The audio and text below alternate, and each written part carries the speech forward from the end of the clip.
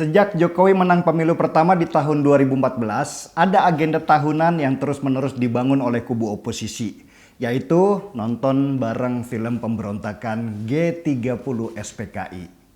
Saya paham sejak awal, konsep nobar tahunan ini memang sengaja dibuat oleh kubu oposisi untuk membangun ketakutan di masyarakat bahwa di sekeliling kita ini sekarang komunis sedang berkeliaran.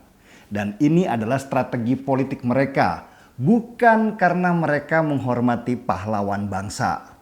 Buat para oposisi yang bulak-balik kalah itu, narasi menakut-nakuti lebih afdol dipakai daripada menyumbang ide atau strategi untuk membangun negeri. Lagian mereka juga nggak punya ide atau strategi apapun untuk membangun negeri, karena semua sudah dilakukan oleh Presiden Jokowi. Oke, kita bedah dulu. Kenapa program tahunan nobar itu harus mereka lakukan dan mereka goreng setiap tahun? Pertama, untuk membangun narasi kekuatan Islam melawan komunis. Jadi selama ini mereka selalu mengklaim bahwa kelompok mereka ini lebih Islam daripada yang lainnya. Bahkan dari NU dan Muhammadiyah, organisasi Islam besar yang sudah lahir sejak zaman sebelum kemerdekaan. Dengan klaim sebagai kelompok yang paling Islam inilah mereka kemudian membangun narasi bahwa musuh terbesar Islam adalah komunis dengan merunut jejak sejarah ketegangan besar antara Partai Komunis Indonesia dan beberapa ormas Islam di Indonesia. Di sini lucu sebenarnya, karena kalau pengen klaim kemenangan Islam terhadap komunisme, yang berhak mengklaim itu seharusnya NU dan Muhammadiyah yang jelas-jelas pada waktu itu berhadapan langsung dan menjadi korban dari kekejaman PKI di beberapa daerah. Tetapi NU dan Muhammadiyah nggak pernah tuh mengklaim tragedi itu sebagai keberhasilan. Malah banyak di antara mereka yang melihat itu sebagai tragedi kemanusiaan, di mana saudara sebangsa saling membunuh atas nama ideologi. Tapi kok yang sering teriak Islam menang atas PKI itu PKS dan FPI ya. Mereka itu organisasi yang lahir tahun berapa? Lah, organisasi masih PI kok sibuk klaim-klaim kayak mereka dulu berjuang melawan komunis aja. Malah saya rasa kalau melihat sifat pengecut kelompok-kelompok itu, bisa jadi saat pemberontakan PKI mereka itu sembunyi karena takut atau malah jadi pengkhianat itu sendiri. Baru ketika menang, mereka koar-koar seolah ikut berjuang dan ada di garis depan. Karakter pecundang memang begitu. Koarnya paling depan, tapi ketika dihadapkan masalah, kabur paling duluan. Oke, yang kedua, narasi PKI itu selalu dihantamkan ke lawan politik mereka. Jokowi dan keluarganya adalah contoh bagaimana mereka difitnah habis-habisan dengan tudingan PKI supaya masyarakat takut dan curiga kepada mereka. Ini yang disebut dengan post-truth atau kebohongan yang disamarkan dan dipropagandakan berulang-ulang supaya akhirnya diyakini orang sebagai kebenaran. Fitnah bahwa Jokowi dan pendukungnya adalah komunis ini sebenarnya nggak pernah berhasil. Karena strategi licik ini diketahui oleh banyak orang pendukung Jokowi di media sosial. Nah, daripada terus-menerus dituding sebagai PKI, kan capek. Akhirnya para pendukung Jokowi balik menuding mereka sebagai kadrun. Strategi post-truth yang dibalikan ini berhasil dan mereka gelagapan karena stigma kadrun lebih deras hantamannya daripada PKI.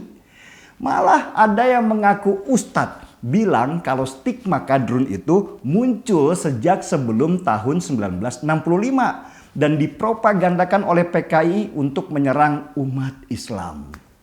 Halu banget nggak sih? Wong istilah kadrun atau kadal gurun itu baru muncul sejak sebelum Pilpres 2019. Kok tiba-tiba dibilang istilah lama? Dan sekarang sudah bulan September. Sekali lagi kita lihat gorengan PKI mulai dibangun kembali meski sudah basi. Tapi ya lucunya ada aja orang yang suka makanan basi dan itu target untuk dikapitalisasi. Yang pertama kali suka sekali mainan PKI adalah PKS. Partai yang sok paling Islam ini kembali meluncurkan isu PKI dan menganggap nonton bareng film lama G30 SPKI ini wajib kembali diputar oleh pemerintah. Dan yang tidak memutarnya adalah bagian dari PKI. Kocakan, balikin lagi aja ke PKS. Emang, hey PKS, kalian di mana waktu PKI berontak? Wong lahir aja belum sok-sokan nuding orang PKI. Yang kedua ya, kelompok garis keras seperti FPI yang sekarang berubah menjadi Neo FPI. Mereka sekarang sibuk bikin garda bangsa untuk menyelamatkan Indonesia dari PKI. Please deh, garda bangsa. Sejak kapan kalian FPI punya ideologi kebangsaan? Wong ideologi mereka adalah pembentukan negara agama. Jauh dari cita-cita pendiri bangsa ini yang ingin Indonesia berdiri di atas semua suku, ras, dan agama. Lagian, cara-cara yang dipakai FPI dan kelompoknya ini sebenarnya mirip-mirip sama PKI. PKI suka mainin post-truth, FPI juga suka. PKI ingin seragamkan Indonesia menjadi berpaham komunis, FPI ingin negara ini berpaham satu agama. Apa bedanya? Bedanya cuma bajunya doang. Cita-cita mereka sama, menempatkan ideologi identitas sebagai ideologi negara. Jadi maaf kalau saya bilang FPI inilah sebenarnya Neo PKI. Caranya sama, bajunya doang yang beda. Dan ada lagi mantan Panglima TNI yang suka sekali dengan nonton bareng film G30 SPKI. Bahkan ketika ia masih menjabat. Saya nggak perlu jelaskanlah tentang beliau. Kita tonton saja video wawancaranya yang lumayan lucu ini.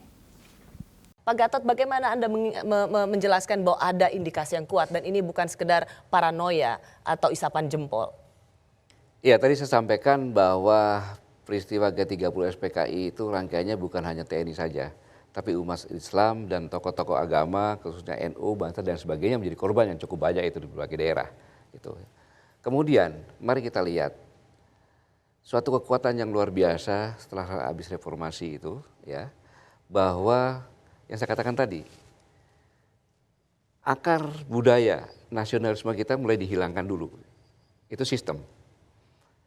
Seperti pendidikan bahasa Indonesia, agama, civics, dan budi pekerti yang tadinya merupakan pelajaran pokok yang apabila mendapat nilai merah kita tidak bisa naik kelas, itu dihilangkan.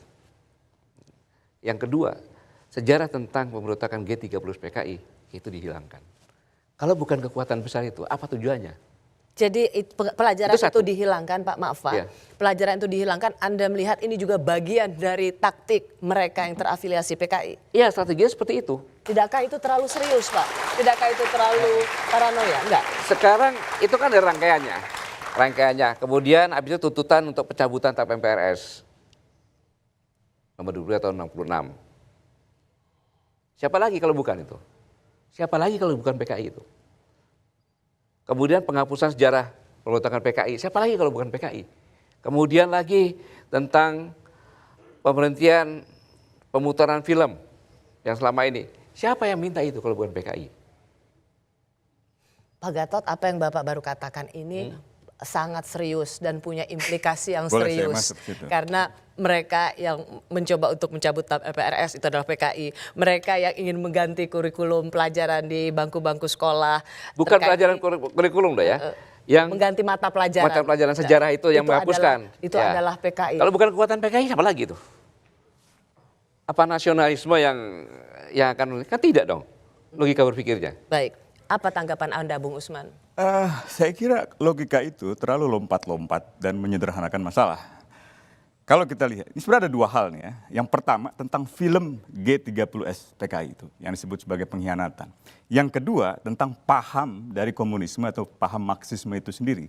Untuk yang pertama, film ini sebenarnya tidak benar kalau diputar selama Orde Baru. Itu baru diproduksi tahun 81 ya, sampai ke tahun 98. Di era tahun 98 ke 99, era pemerintahan Pak Habibie, seniornya Pak Gatot ini yaitu Pak Yunus Yosfiah. Ketika itu adalah Menteri Penerangan, ya, Letnan Jenderal ketika itu. Ia yang mengumumkan bahwa film itu dihapuskan dari kewajiban untuk diputar setiap tahun. Jadi kalau dikatakan yang meminta penghentian film itu adalah PKI, siapa lagi kalau bukan mereka, keliru. Justru dari dalam tubuh pemerintahan Habibie ketika itu memang mau meninjau ulang. Yang kedua adalah Menteri Pendidikan ketika itu Pak Juwono Sudarsono di era pemerintahan Habibie yang melakukan peninjauan ulang melalui satu tim khusus untuk memeriksa seluruh sejarah-sejarah di buku sejarah sekolah yang dianggap mengandung muatan sejarah yang tidak benar. Apakah Pak Juwono adalah PKI? Bukan. Orang terdidik, profesor. Pak Yunus Yosfiah PKI? Bukan. Jenderal Angkatan Darat. Jadi logika semacam itu menurut saya membangun satu insinuasi yang negatif tanpa ada dasar fakta yang jelas. Satu. Yang kedua, di era pemerintahan Gus Dur, usaha untuk menghapuskan atau mencabut TAP MPRS yang melarang Marxisme-Leninisme itu datang dari seorang Presiden Abdurrahman Wahid, mantan ketua PBNU yang bertahun-tahun memimpin organisasi terbesar di Islam. Saya orang NU, kiai saya orang kampung, tapi ayah saya kiai. Itu Gus Dur yang mengajukan untuk penghapusan TAP MPR karena dianggap menjadi dasar bagi diskriminasi terhadap begitu banyak orang yang tidak salah, tapi dianggap salah. Gus Dur bukan PKI. Gus Dur anak kiai, Gus Dur sendiri adalah kiai. Jadi keliru kalau kemudian membangun logika lompat-lompat seolah-olah yang meminta penghapusan TAP MPR itu pasti PKI, itu keliru fatal. Itu membodohi masyarakat kita. Lucu kan? Ayo kita seruput kopi dulu. Kopi itu sehat, gorengan itu bahaya buat jantung karena berminyak. PKI itu sudah nggak ada, sudah basi, sudah jadi hantu. Yang perlu diwaspadai justru kelompok baru yang ingin menjadikan negara ini menjadi negara satu agama. Dan mereka sama kejamnya dengan Partai Komunis Indonesia kalau diberi kesempatan berkuasa.